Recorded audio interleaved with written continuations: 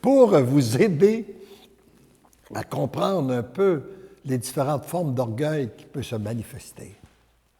On va regarder ensemble le cas de deux personnes dans une assistance dans laquelle une parle tout le temps et l'autre ne parle jamais. On peut, portons pas de jugement, parce que les deux peuvent le faire par vertu.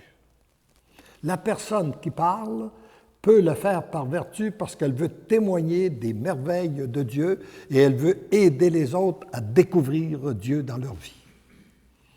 Celle qui ne parle pas peut aussi le faire par vertu parce qu'elle veut donner la chance aux autres de parler avant elle et qu'elle veut aussi bénéficier de tous les enseignements qu'elle peut recevoir par les autres lorsqu'ils parlent.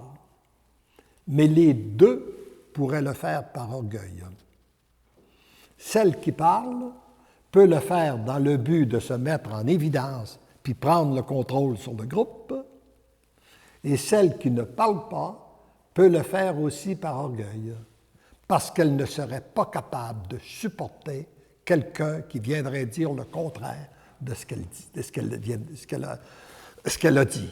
Alors, pour ne pas avoir à subir cet affront, n'étant pas capable d'accepter une contradiction, elle préfère se taire et de rien dire.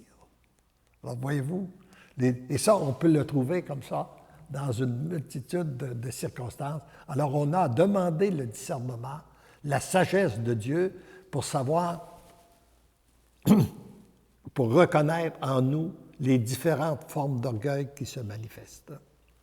Et peut-être, je vous ai donné une petite piste en regardant de quelle façon qu'on accueille la critique, mais on peut regarder aussi quelles sont les causes de quelles sont nos souffrances et regarder s'il n'y a pas à la base une forme d'orgueil à l'intérieur de ça.